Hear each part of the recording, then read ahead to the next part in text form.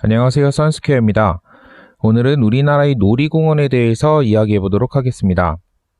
이런 기사를 보셨는지 모르겠네요. 올해 어린이날 기사입니다. 놀이공원 매표소에 긴 줄이 섰다. 작년보다 더 북적인 어린이날. 사실 작년도 코로나 시국이었기 때문에 작년보다 늘었다는 것은 큰 비교가 되지 못할 수도 있습니다. 하지만 적어도 사람들이 모이기 시작했다는 것만큼은 분명해 보입니다. 또 이런 사진도 있었죠. 어린이날의 한 커뮤니티에 올라온 사진인데요. 에버랜드인데 발 디딜 틈이 없어 보이죠? 비단 어린이날뿐만 아니라 2주 후에 있었던 석가탄신일에도 이와 유사한 경험들이 공유되고 있습니다. 코로나 시국이 끝난 것은 아니지만 사람들이 점차 야외 활동을 개시했다라는 느낌이 들고 있습니다. 뭐 그간의 경험이랄까요? 사람이 모여도 마스크 잘 쓰고 다니면 된다라는 인식이 퍼져 있다 이런 생각도 들고요. 사람들이 좀 지쳤다라는 느낌도 듭니다.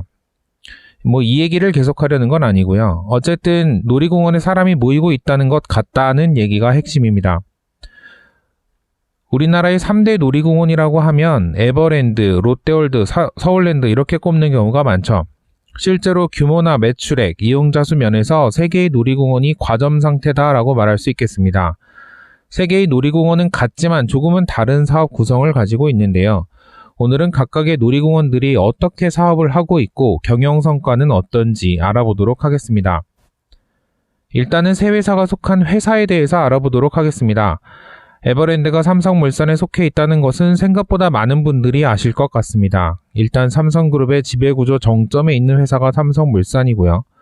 그렇다 보니 전략적으로 언뜻 상관없어 보이는 부문들이 합쳐져서 구성되어 있는 것을 보실 수 있습니다.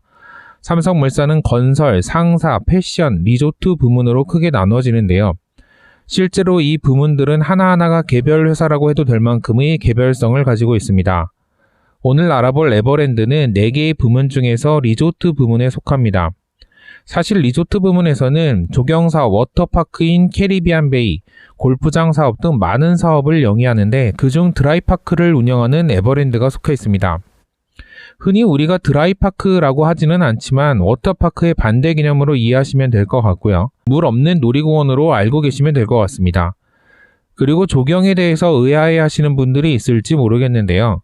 에버랜드 내의 조경뿐 아니라 아파트 조경 같은 외부의 일감 같은 것들이 꽤 많이 들어온다고 알려져 있습니다. 다음으로 롯데월드는 호텔 롯데에 속한 한 부분입니다. 호텔 롯데는 면세사업부, 호텔사업부, 리조트사업부, 그리고 월드사업부로 구성되어 있습니다. 삼성과 달리 호텔 롯데는 그래도 부문 간의 개연성이 좀 있어 보이죠. 참고로 회사의 이름은 호텔 롯데입니다만 매출의 80% 이상은 호텔 사업부가 아닌 면세사업부에서 발생합니다. 사실상 롯데 면세점을 위한 회사라고 봐도 과언이 아니겠죠. 롯데월드는 월드사업부에 속합니다. 월드사업이라고 해서 국제무역을 하는 부문 같지만 사실은 롯데월드를 운영하는 부분입니다. 우리가 흔히 롯데월드라고 하는 롯데월드 어드벤처를 비롯해서 경남 김해에 있는 롯데월드 워터파크, 잠실의 롯데월드 아쿠아리움, 그리고 최근에 롯데월드 타워 전망대 서울스카이까지 여기에 속합니다. 물론 이 중에서는 롯데월드 어드벤처의 비중이 가장 크겠죠. 다음은 서울랜드인데요. 서울랜드가 좀 복잡합니다. 일단 보통은 서울랜드가 서울대공원과 같은 회사라고 알고 계시는 분들이 많습니다만 서울대공원은 서울시가 운영하지만 서울랜드는 별도 회사가 운영합니다. 아무래도 관리해야 하는 기기가 많고 대규모 장비가 들어가기 때문이겠죠. 서울랜드의 주주명을 한번 보시면요. 한일홀딩스가 85.67%의 지분으로 대주주인 것을 보실 수 있습니다. 아래에 있는 2대, 3대 주주에도 서울시는 보이지 않습니다. 아니, 서울랜드는 서울시의 것이 아니었나요? 여기서 일단 혼란이 옵니다. 서울랜드는 BTO, 수익형 민자사업이라는 형태로 개발되었습니다. 민간이 시설을 건설하고 소유권을 정부에 이전하며 시설의 운영권을 민간이 가지는 사업 개발 방식입니다. 서울랜드의 경우에는 한일홀딩스가 지분은 가지고 있습니다만 서울시와의 운영 계약을 통해서 영업을 하고 있는 시설이다 라고 보시면 될 것 같습니다. 때문에 놀이공원의 운영에 있어서 서울시의 입김이 들어갈 수밖에 없는데요. 이런 이유로 뒤에 나오는 여러 일들이 서울랜드에서 일어나게 됩니다. 아무튼 1984년 한일은 서울시와 20년 무상, 10년 유상으로 운영 계약을 하게 됩니다. 1984년으로부터 30년인데 이미 지났죠. 그런데 아직도 그대로인 상태라면 무슨 이유가 있어 보입니다. 제가 앞서 서울랜드는 서울시장이 바뀌면서 부침이 많았다고 했는데요. 그 역사를 간략하게 짚어보도록 하겠습니다. 1984년 서울랜드가 세워지면서 20년 무상, 10년 유상 운영 계약을 맺었다고 했잖아요. 20년 무상이 끝나는 2004년에 서울시에서 유상 사용 계약 거부를 합니다. 서울랜드 부지에 디즈니랜드를 세우겠다는 계획이 있었던 것이죠. 당시의 기사들을 보면 디즈니랜드 건립에 꽤나 근접했다는 이야기들이 나옵니다. 서울랜드는 테마파크로 서울대공원에는 호텔, 리조트 등 각종 위락시설이 들어오게 된다는 것이었죠. 아무튼 법률을 바꿔야 하는 등 여러 문제가 있어서 디즈니랜드는 무산되었습니다. 그 과정에서 유상 사용 계약을 거부한 서울시와 주식회사 서울랜드 간의 법정 싸움도 있었습니다. 결과적으로 서울시의 패소로 유상 사용을 이어갈 수 있게 되었습니다. 감사보고서 등을 보면 이 유상 사용 기간에는 사용료로서 토지와 시설물의 감정평가액에서 연간 2.5%를 적용한 금액을 지급한다라고 되어 있습니다. 그로부터 10년 후 서울시는 서울랜드의 유상 계약이 끝난 후 다시 입찰을 진행합니다. 하지만 민간 자본을 들여오려던 계획은 실패하고 다시 주식회사 서울랜드가 2017년까지 갱신하게 되죠. 사실 이때는 계약 기간이 3년밖에 되지 않는 상황에서 많은 업체들이 참여하기 어려운 상황이었습니다.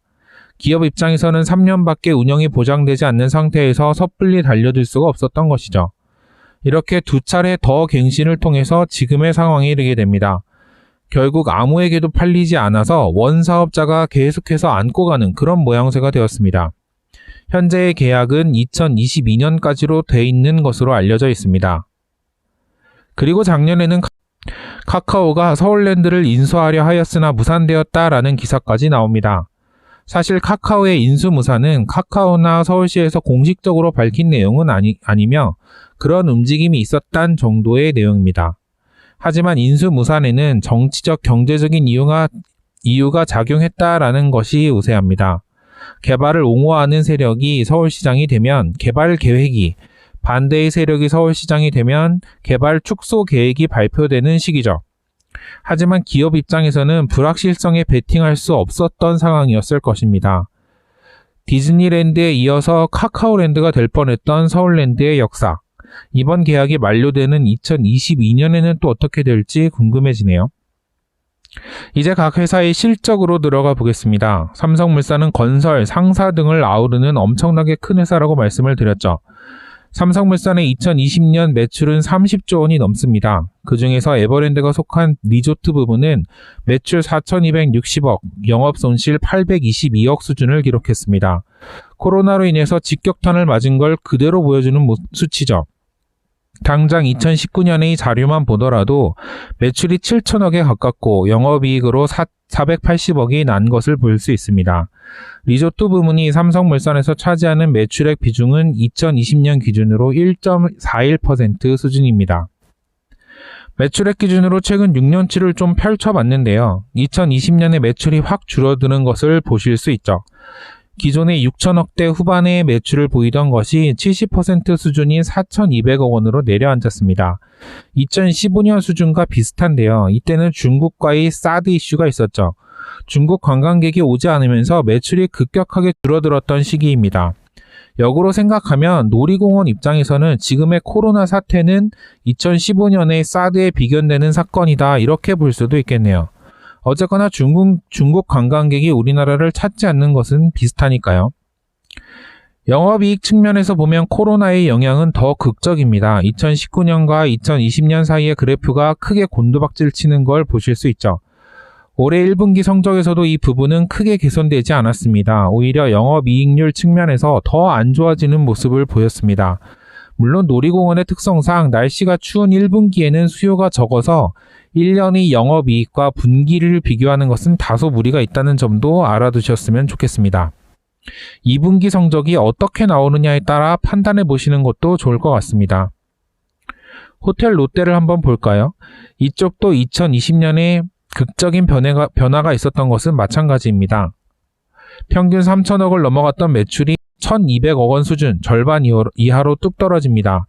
어쩌면 조경이나 기타 다른 사업을 많이 영위하고 있는 삼성물산의 리조트 부문보다 놀이공원 자체의 성적을 더 잘 보여주는 예라고 할 수 있습니다.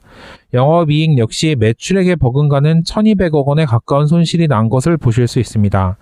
결국 삼성이나 롯데의 케이스를 보시면 놀이공원은 일정 수준의 매출 이상이 나야 이익이 나는 구조라고 볼 수 있습니다. 기구 유지비나 인건비가 고정으로 상당히 들어가기 때문에 일정 수준 이상의 사람이 모여야 매출과 이익이 동시에 개선될 수 있는 구조인 것이죠. 서울랜드 한번 보겠습니다. 서울랜드는 앞에 두 회사는 조금 다릅니다. 두 회사가 이익을 몇 년간 내다가 곤두박질 친 느낌이라면 서울랜드는 그간에도 그렇게 매력적인 성적을 내고 있지 못했습니다. 비율적으로 2019년에 비해서 2020년의 매출이 절반으로 줄어들었으니 타격이 있었지만 2018년과 2019년에도 연속적으로 영업이익이 적자였으니까 늪에 발목 정도는 빠진 상태였다는 느낌입니다. 실제로 서울랜드는 거의 40년이 넘었는데 새로운 기구에 대한 투자는 요원한 상태죠. 운영을 맡고 있는 한일이나 서울시 모두 서울랜드에서 큰 매력을 못 느끼는 것 같습니다. 개인적으로 서울랜드를 좋아하는 사람으로서 2022년의 계약 종료 때는 뭔가 색다른 변화가 있었으면 좋겠네요. 3대 놀이공원의 매출액을 비교하면 화면과 같습니다. 에버랜드가 속한 삼성물산의 리조트 부문이 70%에 가까운 수치로 압도적인 성적을 보입니다. 그 뒤로 롯데월드, 서울랜드가 따릅니다. 물론 에버랜드는 조경, 캐리비안 베이, 골프장 등 영위하고 있는 사업들이 모두 포함되고 롯데월드는 어드벤처뿐 아니라 아쿠아리움이나 전망대 등도 모두 포함됩니다. 순수한 놀이공원만 비교한다고 하면 삼성물산 리조트 부문에서 가장 많은 금액이 빠지고 그 다음 호텔 롯데에서 많은 금액이 빠지겠죠. 서울랜드는 거의 변화가 없다고 보시면 됩니다. 비율은 좀 바뀌겠지만 그렇더라도 순위는 변하지 않을 것 같네요. 아무튼 세 회사의 성적을 한번 봤는데요. 2020년의 코로나로 인한 매출 감소는 화면의 이 그래프로 모두 설명이 됩니다. 우리나라에 방한한 외국인의 숫자인데요. 코로나 이전에 에버랜드나 롯데월드에 가보신 분들은 알겠지만 중국인, 일본인 관광객이 정말 많잖아요. 그런데 그런 수요가 거의 다 없어졌다고 보시면 됩니다. 전체적으로는 1750만 명에서 250만 명으로 80% 이상이 줄어들었습니다. 중국인 관광객만 친다고 하더라도 거의 90%가 줄어든 것을 보실 수 있습니다. 결국 외국인 관광객의 수요가 회복되어야 이전의 모습으로 돌아갈 수 있을 것이란 생각이 듭니다. 오늘은 우리나라 놀이공원에 대해서 한번 얘기해 봤습니다. 놀이공원은 사람들이 모이는 것이 눈에 바로 보이기 때문에 현재의 상황을 가장 잘 설명해 주는 곳이라는 생각이 듭니다. 이제 백신도 맞고 하니 조만간 모두가 밖에서 마스크 안 쓰고 돌아다닐 수 있기를 간절히 바라겠습니다. 선스케어 놀이공원 편은 여기서 마치도록 하겠습니다. 감사합니다. 재밌는 영상을 또 보고 싶다면 구독, 좋아요 눌러주세요.